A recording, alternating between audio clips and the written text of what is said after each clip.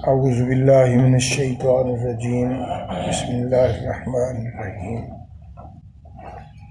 ختم اللہ علی قلوبہم وعلی سمعہم وعلی ابصارہم غشاوہ ولہم عذاب عظیم۔ پچھلی آیت کے ساتھ ہی اس کا تعلق ہے اور دوسرے طبقے کا تذکرہ ہے۔ پہلے مومن اور یہ کافر، یعنی ایمانی چیزیں جو ہیں یا اعتقادی یا عملی ان کا انکار کرے، یا وہ جو پیچھے متقین کی صفتیں گزری ہیں ان کا انکار کرنے والے لوگ جو ہیں وہ اللہ سے ٹوٹے ہوئے ہیں اور اپنے منہج سے ہٹے ہوئے لوگ ہیں، اور جب تک ان کا کفر رہے گا ان کو سمجھانے کا کوئی فائدہ ہی نہیں۔ مانیں گے بات تو فائدہ ہوگا، اگر بات نہیں مانے گا آدمی تو اس کا فائدہ نہیں ہوتا ہے، اس کو وہ اپنے کفر سے نہیں نکل سکتا۔ کفر چھوڑے گا، بات مانے گا تو اس کے نکلنے کا راستہ ہے۔ تو ایسے آدمی کو ڈرانا اور نہ ڈرانا برابر ہے۔ جب اس نے اپنی ضد ہی نہیں چھوڑنی تو وہ ایمان لانے کا بھی اس سے تصور نہیں ہے۔ آگے اللہ نے ان کے اس عمل کی وجہ سے، کفر کی وجہ سے اللہ ناراض ہوئے تو اللہ نے ان کے لیے جو ہے وہ راستے بند کر دیے۔ ہدایت کی طرف یہ آدمی نہیں آئے گا جب تک وہ کفر نہیں چھوڑے گا۔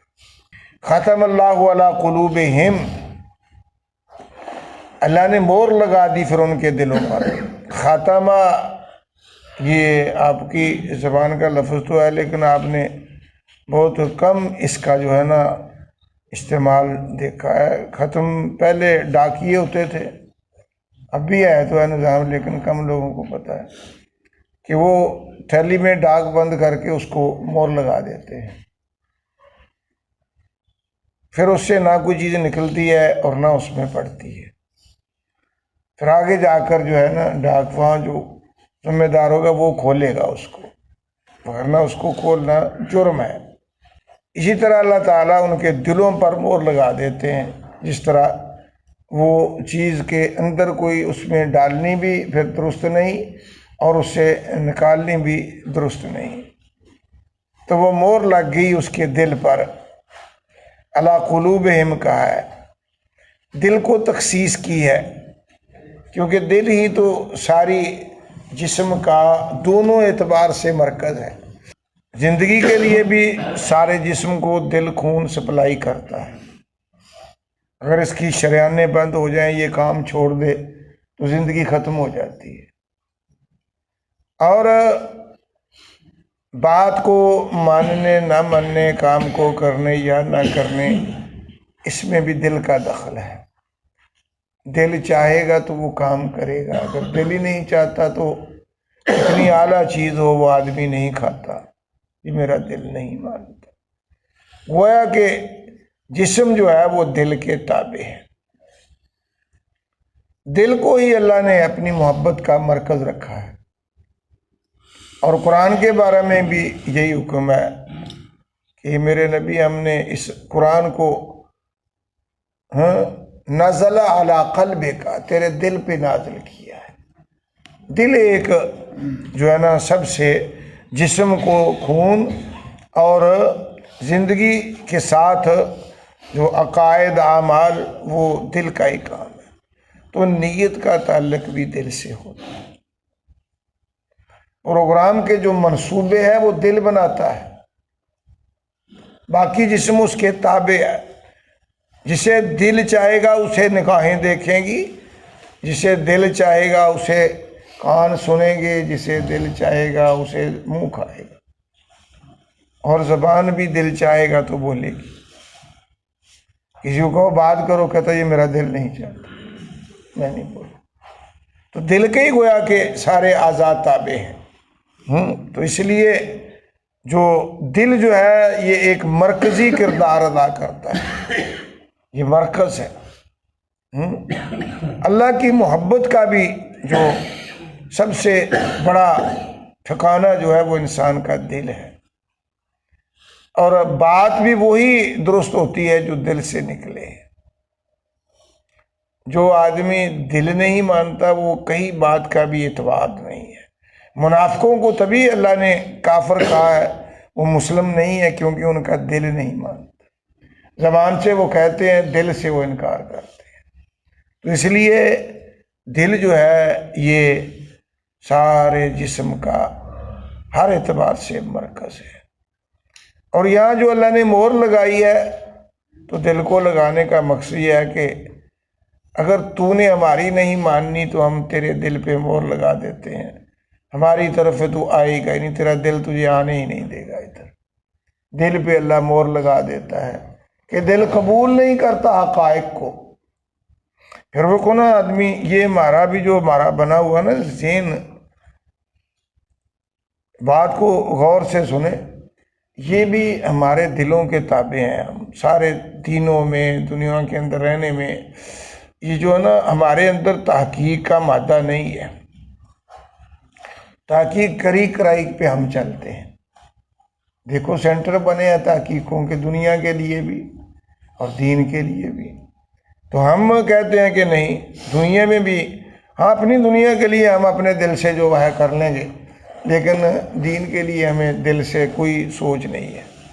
بس جو ماحول ہے، جو بڑے کرتے ہیں، جن میں پیدا ہوا ہے، وہی اس کا دین ہے۔ حالانکہ یہ تو قرآن ہے، اللہ قرآن میں بار بار کہتے ہیں کہ اس دل کے ساتھ قرآن پہ غور کرو۔ یہ کسی کی میراث نہیں ہے۔ اب ایک عقیدہ ہے وہ ہمارے بڑوں کا ہے تو ہم وہی اپنی زندگی میں اس کو چھوڑتے نہیں، بے شک اس کے خلاف دلائل آ جائیں تو ہم دلائل کو خیر باد کہہ دیں گے، کہیں گے دل نہیں مانتا۔ دل مانے تو پھر کہتا ہے میرا ماحول اجازت نہیں دیتا۔ یہ ساری چیزیں ہمارے لیے رکاوٹ ہیں، یہ پہلے بھی تھیں اور آج بھی ہیں۔ اسی لیے ہماری یہ فرقوں والی بات جو ہے نا، وہ اس کے پیچھے بھی یہی چیز جو ہے وہ کار فرما ہے کہ ہم جو ہے نا اتنا آپ اپنے آپ کو جو ہے نا مقید کر لیا ہے کہ اس سے نکلنا گوارا نہیں ہے۔ جس ماحول میں بھی جو آدمی ہے اسے حقائق بے شک نظر آ بھی جائیں، وہ اس کو کہے گا کہ میرے لیے مانے ہیں یہ چیزیں، کیوں؟ میرا معاشرہ، میرا گھر، میرا ماحول مجھے اجازت نہیں دے۔ پتہ ہے کہ یہ بات غلط ہے، پھر بھی کہتا ہے یہ اب سارا میرا معاشرہ کرتا، میں نہ کروں تو پھر وہ میرے لیے جو ہے نا وہ پریشانی بن جاتی ہے۔ وہ جو برا کام کرنے والے ہیں وہ زیادہ ہیں، اور وہ اپنے گھر میں بھی وہ اچھا کام نہیں کر سکتا، کیونکہ اس کا معاشرہ ایسا ہے۔ تو یہ جو ہے نا ہمیں ان چیزوں سے نکلنے کے لیے دین نے شروع سے ہمیں سوچ دی ہے، اور بار بار کہا میرے نبی کی باتوں پہ غور کرو، میرے قرآن کی باتوں پر غور کرو۔ افلا تعقلون کہیں کہا ہے کہ تم عقل نہیں کرتے ہو۔ لِأُولِي الْأَلْبَابِ بار بار کہا ہے کہ عقل والوں کے لیے، سمجھ والوں کے لیے، فہم والوں کے لیے راستے ہیں، اور جو سمجھے گا ہی نہیں، یہی تو ایک ضد ہوتی ہے کہ ہمارے بڑے ایسے کرتے ہیں، ہمارا ماحول ایسا کرتا ہے۔ نہ قرآن کھلی کتاب ہے اللہ کی، یہ اللہ نے سب کے لیے بھیجی ہے، اس پہ غور کرو۔ ہمیں وارننگ دی ہے بار بار کہ افلا یتدبرون القرآن، تم کیوں نہیں غور کرتے قرآن پر؟ غور کرو۔ تم غور کرنے کے بعد تم اپنے راستے متعین کرو، تمہارا قرآن تمہارے لیے راستے دیتا ہے۔ پھر نبی نے بھی کہا ہے کہ میری زندگی تمہارے لقد لبثت فیکم عمرا افلا تعقلون، میں تم میں 40 سال کے بعد نبوت کا اعلان کیا، تم میری زندگی کو دیکھو، میں نے کبھی جھوٹ بولا؟ میں نے کبھی خیانت کی ہے؟ یہ اللہ نے مجھے محفوظ اسی لیے رکھا تھا کہ مجھے اللہ نے تمہارے لیے نمونہ بنانا تھا۔ تو اب میں جو بات کہتا ہوں، میری بات ذاتی ہو تو تم بے شک نہ مانو۔ اگر تمہیں میں وحی سے کہتا ہوں، اللہ کی طرف سے کہتا ہوں، تو اس کے ماننے سے، نہ ماننے سے تم کافر ہو جاؤ۔ کافروں کے سر پہ سینگ نہیں ہوتے۔ اللہ رسول کی جو بات حقیقت ہے اس کو سمجھ آتی ہے، لیکن وہ نہیں چھوڑتا، کہتا ہے ہمارے بڑے ایسا کرتے ہیں۔ زندگیاں گزر جاتی ہیں انہی چیزوں پر کہ بڑے ایسا کرتے ہیں۔ نہ بھائی، بڑے تو اپنے ٹھیک ہے۔ اللہ قرآن میں کہتے ہیں افلا کیا ان میں اگر سمجھ نہیں یا ان کو دین نہیں پہنچا یا ان کے پاس علم نہیں آیا تو تم ان کی بات کو تم کیوں فالو کرتے ہو؟ تم کیوں اس کو اپنے لیے تمہارے لیے جو لا الہ الا اللہ محمد رسول اللہ میں دونوں چیزوں کا تم نے اعتراف کیا ہے کہ اللہ ہمارا معبود ہے اور نبی ہمارے پیشوا ہے، تو اللہ نبی بھی اللہ کی باتوں کا مکلف ہے، اور لیکن اس کو چونکہ وہ انسان تھے، اس کی ضروریات تھیں، تمہاری بھی ضرورت، تمہارے لیے اس کو سمپل بنانے کے لیے اللہ نے ایک انسان کو تمہاری رہنمائی کے لیے چنا تاکہ وہ تم میں کر کے دکھائے، تم اس کے کرنے کے بعد تمہارے لیے راستہ کلیئر ہو۔ اگر وہ اور مخلوق سے آتا تو تم کہتے ہمیں کیا پتہ ہے کہ نبی کو کھانے والا بنایا، پینے والا بنایا، بیویوں والا بنایا، کام کاج والا بنایا تاکہ تم اس کے ذریعے سے اپنا راستہ متعین کرو۔ تو یہ جو بڑے جو ہوتے ہیں یا کوئی ہمارے مولوی جو ہوتے ہیں یا پیر جو ہوتے ہیں، یہ میرے بھائیوں یہ بڑے ٹھیک اپنی جگہ پر ہیں، پر نبی سے بڑا کوئی بھی نہیں ہے۔ ہمارے لیے مشعل راہ یہ نہیں، ہمارے نبی ہیں۔ تو ہم یہی کہتے ہیں کہ بڑے ایسے، یہ ہماری رسمیں جتنی ہیں یہ ساری کی ساری اسی کار کری، اسی کے پیچھے یہ ہمارے بڑے ایسے کرتے ہیں۔ بات کرو تو دیکھو گے کچھ بھی نہیں اس کی حقیقت ہوتی۔ دین ایک ایسی چیز ہے جو کہ ایک اس بنیاد پہ کھڑا ہے، اس کی بنیادیں ہیں، اس کے لیے جو ہے نا وہ اللہ نے اس کے لیے جو بنایا ہے کہ یہ تمہارا دین ہے، یہ نہیں کہ جو مرضی کہے وہ دین ہے، ہر ایک کی مرضی نہیں ہے۔ صحابی اتنا بڑا ہے نبی کے پیچھے چلنے کے ساتھ، لیکن صحابی کی بات دین نہیں ہے، دین جو ہے وہ نبی کی، اور نبی کی وحی، یہ دیکھو نا تھوڑا سا اس پہ غور، نبی کی بھی مرضی کی بات نبی کی دین میں داخل کرے گا تو اللہ کہتے ہیں لو اگر میرا نبی جو ہے نا وہ ایک چھوٹی سی بات، لو تقول علینا بعض الاقاویل، اگر معمولی سی بات ہمارے دین میں نبی اپنی طرف سے داخل کرے، قرآن کہتا ہے لَأَخَذْنَا مِنْهُ بِالْيَمِينِ، ہم دائیں ہاتھ سے اس کو پکڑ کے اس کی گردن مروڑ کے ذبح کر کے رکھ دے، فَمَا مِنْكُم مِّنْ أَحَدٍ حَاجِزِينَ، کس کی جرت ہے پھر میرے سامنے سے اس کو چھڑا سکے۔ یہ نبی کے بارے میں قرآن کہتا ہے کہ نبی بھی مکلف ہے اللہ کی بات کا، اپنی مرضی سے نہیں کہیں گے، وہ کہیں گے تو اللہ کی کہیں گے۔ تو یہ دین یہ ہے، تو پھر جو نبی نہیں ہے اس کی دین کو ہم فالو کرتے رہے، ساری زندگی اسی پہ لگے رہیں، اللہ کے پاس جا کر جو اللہ کو نبی کہہ دیں گے کہ اللہ میں نے یہ نہیں کہا تھا جو انہوں نے کہا ہے، تو ہمارے بڑے جو ہیں ٹھیک وہ بڑے ہیں یا ان کا معاملہ ہے، یہ تقلیدی وغیرہ معاملات جتنے بھی ہیں میرے بھائیوں یہ دین نہیں ہے۔ یہ اپنے آپ کو جکڑو نا، اپنے آپ کو اس قرآن کے تابع بناؤ، دلوں کو اس کی طرف لگاؤ، یہ تمہارے دلوں کا مرکز ہے۔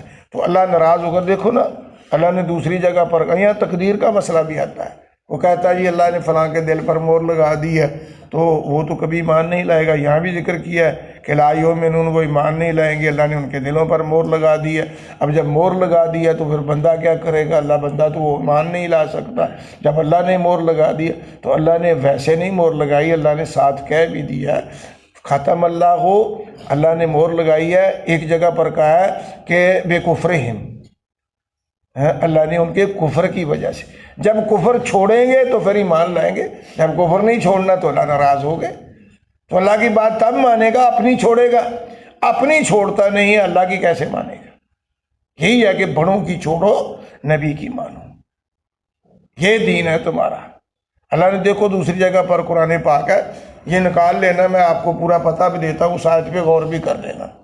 سورہ اعراف ہے، آیت نمبر 179، اس کو آپ نکالیں اور دیکھیں، اور اس کے اندر ہے وَلَقَدْ ذَرَأْنَا لِجَهَنَّمَ، وہ نکال لیں قرآن پاک سے، اس کا وَلَقَدْ ذَرَأْنَا لِجَهَنَّمَ، اللہ کہتے ہیں کہ ہم نے کچھ لوگ پیدا کیے ہیں جہنم کے لیے۔